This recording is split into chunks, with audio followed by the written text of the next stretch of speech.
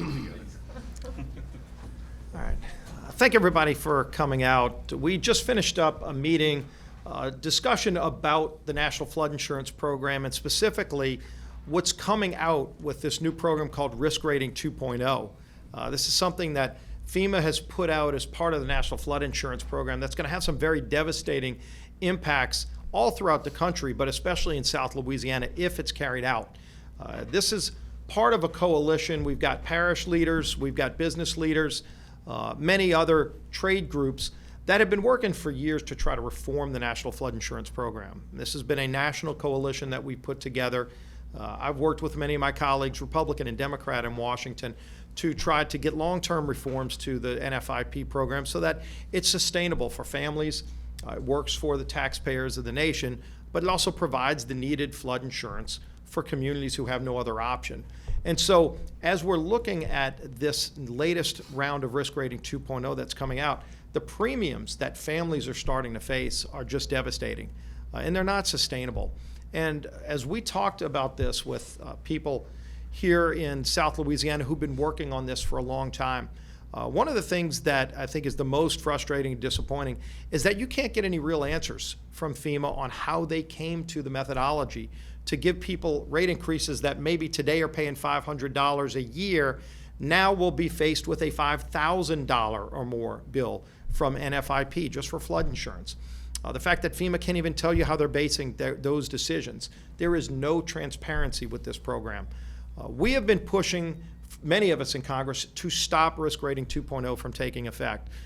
In fact, I talked with Cedric Richmond this morning over at the White House, made him well aware that we were having this meeting. He's surely aware that this is a problem, but emphasized to him that this is something that would be devastating, and we're urging the Biden administration to stave off Risk Rating 2.0 as Congress works to get a long-term authorization. Look, the program, NFIP, expires on December 3rd, so there is a lot of talk in Washington about coming together to get a bipartisan agreement, and those conversations are ongoing. Just Friday, a few days ago, last week, I was in a conversation with Maxine Waters, who's the chair of the committee in Congress, and she actually agrees that this program needs to be reformed, and we talked about some of the things we need to do in the coming days and weeks to try to get a long-term agreement. But in the meantime, we need to stave off the devastating impacts that we would see from this program. So I do want to bring up some of the parish leaders. We have with us Cynthia Lee Shang here in Jefferson, Archie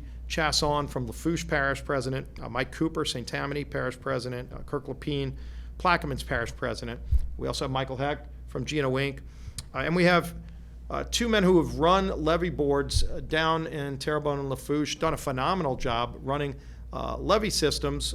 You look at Dwayne Bourgeois and Wendell Curall, what they've done with local money. These are not federal levees, and in places that have seen a lot of water but have not flooded. They protect people in their communities, and they can't even find out from FEMA how the flood protection that they've had and provided for their people would be factored in because it's not a federal levy. Those are the kind of questions that shouldn't be asked to this day when people are starting to get massive premium increases. FEMA should have had those answers a long time ago. This program is not ready for prime time, and we're trying to stave off Risk Rating 2.0. With that, I'll bring up Cynthia Lee Shang. We'll have all the parish presidents say a few words. Thank you.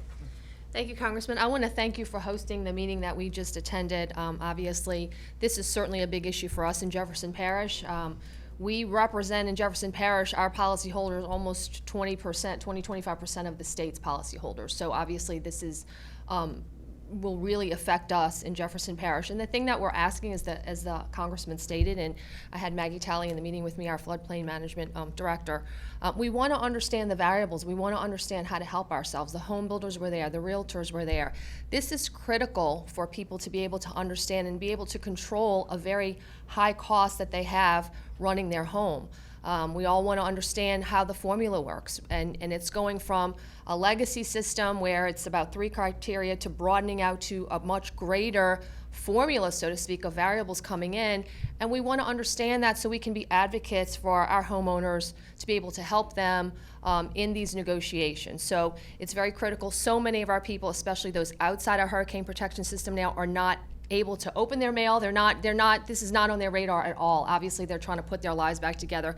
They're going to be some of the people who are going to have the highest premium increases under this system. So I appreciate you getting the word out. I appreciate the home builders, the Greater New Orleans, the whole coalition, the realtors here, because this is going to have huge effects when this happens, and it's going to affect not only the premium that you pay, but whether you can sell your house, whether that's a negotiating thing where the person who could buy your house finds out about that premium increase, now you don't have a buyer of your house, very far-reaching effects for this system. So, Congressman, I thank you for bringing attention to this matter and hosting the meeting today. Thank you. Thank you, Congressman Scalise, for having us, and my local presidents for being part of this team. We share the same problems throughout every parish and every community. And mine certainly is the East Bank of my parish. These people have been flooded for Katrina, Isaac, and now Ida. So it's been 3 times that these people have flooded. That's in the Braithwaite area. So it's a repetitive loss. So these people are frustrated. These people cannot get good insurance, and again, the insurance will continue to rise on these folks. On the West Bank of my parish, where these levees are being built as we currently talk now, have struggled with being flooded between Katrina, Isaac, and Ida also. So it's happened on both sides of my parish, and we intend to try to continue and talk through these issues and get the best laid plans that we need. But again, bring in recognition to FEMA to make them understand that people cannot afford certain policies that they continue to increase. So being aware, bringing the results, or bringing the problems to the congressman and getting a coalition and going to these folks and saying something has to be done. Something has to be done now. Because it will continue to flood. We will continue to flood over the years, and these people will not be protected. So today was a very good, productive meeting. I'm glad to meet a lot of new folks, but I'm hearing the same stories that we have. So it's not like it's just one parish. It's all of us on the coastal parish. So together as a joint effort with congressmen, I think we can get a better voice. So I want to thank congressmen and all my parish presidents. Thank you, guys. Thank you. On behalf of our citizens of St. Tammany Parish, we are particularly concerned about the sticker shock that they're hearing at this point. They're comparing their current rates with quoted rates, and they're skyrocketing. On behalf of our citizens, we're here to fight for you to at least stave off until we can have some policies in which we can justify the rates for flood insurance in St. Tammany Parish and beyond. Thank you. Congressman, thank you for putting this together today. The Coalition for Sustainable Flood Insurance fought this battle once, and we're geared up to fight it again. After Hurricane Ida hit less than 37 days ago, to have this come through on October 1st was a slap in the face to all of our residents, not just in Lafourche, but all the coastal parishes across Louisiana. 48% of our country is considered coastal counties. So as we look at risk rating 2.0, when we see premiums go from $400 and $500 to $4,000 and $5,000, it proves that the system does not work, that the system is not sustainable and not friendly to our country. So Congressman, again, thank you for working with us, and we know that our delegation is going to have our backs as we take this fight to Washington and try to fix the problems that we see coming. Michael.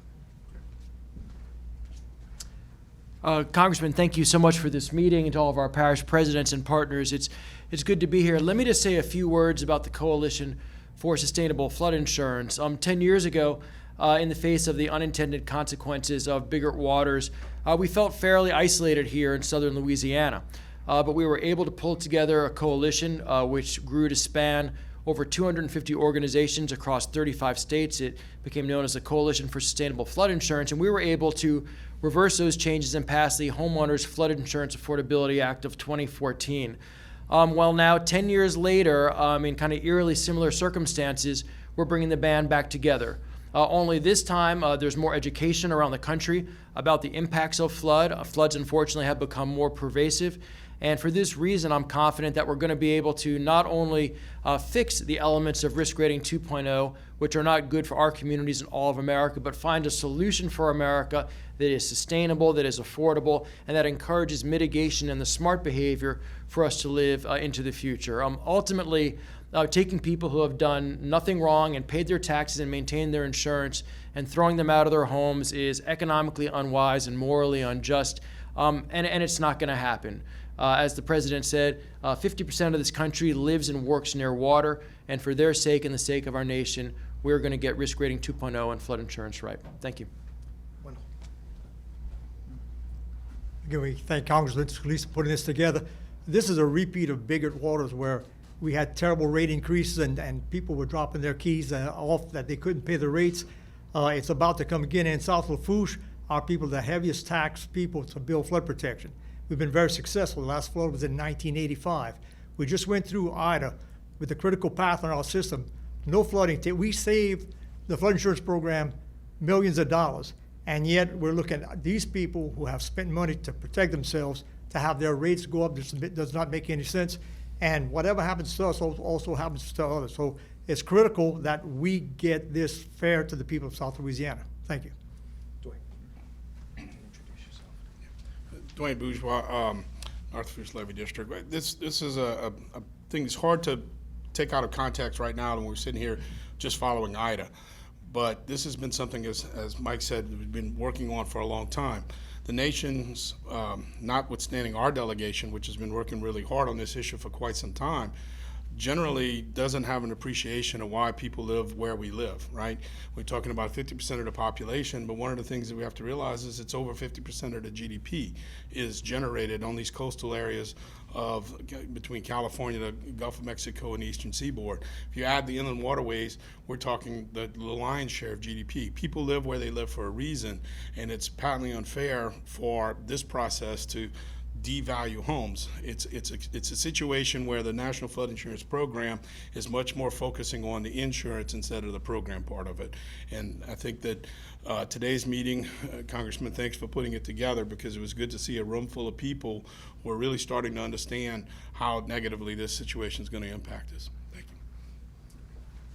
Thank you. And one thing I want to do, we are encouraging people to start sharing their stories now, because as I go back up to Washington, as we try to stave this off, and again, while it's not just a South Louisiana problem, I'm urging people in South Louisiana that are starting to see their rate increases under risk rating 2.0 to send those to us. And we set up an email account. It's called reformnfip@mail.house.gov. And if you send us an email with your address, your current rate, and then if you got a new rate quoted to you under risk rating 2.0, if you give us all that information, send it to reformnfip@mail.house.gov. We're already starting to get some devastating stories and sharing those with people at FEMA, with the people at the National Flood Insurance Program, as we build this coalition. And just to let you know how wide this coalition is, I've got members of Congress from California, throughout the West Coast, all the way across the Gulf of Mexico, up the East Coast, to New York and New Jersey, who have all signed on and said we don't want risk rating 2.0 to take effect as we work on a long-term bill, stave off these devastating increases that would come through risk rating 2.0, where there's absolutely no transparency. FEMA just put this out there, put out high rate increases, and yet won't even tell you what you can do to mitigate it, won't even tell you how they got to the point for these new premiums. This is not ready for prime time. We're going to be working to stave it off, but clearly this is an issue that is very concerning to us here in Louisiana, but all across the nation as well. With that, we'll be happy to take some questions. Yeah, Sabrina. Congressman, exactly what are you asking the White House to do? The program is in effect already. And then my second question is for Mr. Hecht. How do you envision this fix coming together? Legislation that's passed by Congress? Yeah, so what I'm currently urging the administration to do is to stave off risk rating 2.0. It's not something that was passed by Congress. We are working together, Republicans and Democrats, on a long-term renewal of the National Flood Insurance Program, and it expires December 3rd. So there is a deadline Congress is working under to try to get reforms to the National Flood Insurance Program. As we're doing that, to have unelected bureaucrats come behind us and put these new rate increases out there that aren't even justified. NFIP can't tell you how you're going to get a $5,000 bill when you're paying $500, and yet some unelected bureaucrats just came up with that number and won't even tell you how they got there. That's not how you treat families all across America. So let Congress work this out. hold off on doing that because we've got to work between now and December 3rd to come up with a solution. Give us that opportunity. Is that an executive order by the president, or the president? Well, ultimately, The FEMA administrator? ultimately, FEMA came out with this through NFIP. It's a federal program. It was not a law. It was just, they haven't even filed a rule. They just came out with new rates. And we've asked, under what justification can you get us the methodology? You got two people that run levee districts here, and they've asked, they said, look, we've got our flood protection maps, base flood elevation. We can show you where people are protected behind flood walls. How can they be getting these kind of increases? And they won't even give them a straight answer. So, how they come up with it, I don't know, because we've asked that question. There should be transparency. But frankly, why should you have something that was put out by a federal agency that wasn't passed by Congress when Congress is working on legislation to do something much, much more fair to people across the country? And just to tie a bow on what the congressman said, ideally this would go through Congress, go through congressional rulemaking, and then be launched in tandem with a long-term sustainable 5-year renewal of national flood insurance. And this is a coalition that includes not just members of Congress from around the country in both parties, but some of the largest organizations, the national realtors. You've got the national home builders, the national bankers, insurance companies. This is a very wide coalition of people from all around the country that worked to stave off Biggert waters back 10 years ago, as Michael talked about, but now are working again to get a long-term bill that staves off risk rating 2.0. Is it your impression there has been reluctance in Congress, because this has been talked about for years, from lawmakers from other parts of the country who don't want to do something long-term and don't have as much skin in the game in terms of flood insurance rates? I do think we need to be candid about where the opposition is coming from too, because there are people who have been opposed to the National Flood Insurance Program for a long time, and it's people on both sides of the aisle. You've got conservatives that say they don't want a federal program. Look, I'm a conservative. I wish there wasn't a need for a federal program for flood insurance, but there's not a private marketplace today. I'd like to get to a private marketplace, but if there's not one, this is the only game in town. We need to make sure it works. On the other side of the aisle, you've got people who say they just don't like the idea that people live near water. The problem is about half of America lives near water. The reason that the United States made this great acquisition known as the Louisiana Purchase is to get the Port of New Orleans so that you had access to this great waterway so that we could have commerce and double the size of our country. So water's always been around us. People have always lived near water. The idea that you can act like that doesn't happen is not reality. So you do have people in Congress and around the country in different groups that are opposed to fixing this problem as well. So let's not be naive and think that everybody wants to make this work. There are a lot of Republicans and Democrats who want to make this work. We just need to get to a majority. And we were able to pass a bill 3 years ago in Congress, and it was a very bipartisan bill through the House. It didn't get through the Senate, but we need to get a 5-year bill that gets to the president's desk. All right, well, I appreciate you all coming out. Really appreciate the work that's being done by this coalition. We're going to continue working until we stave off risk rating 2.0 and get a long-term reauthorization of NFIP that's fair to ratepayers and taxpayers of America. Thank you all.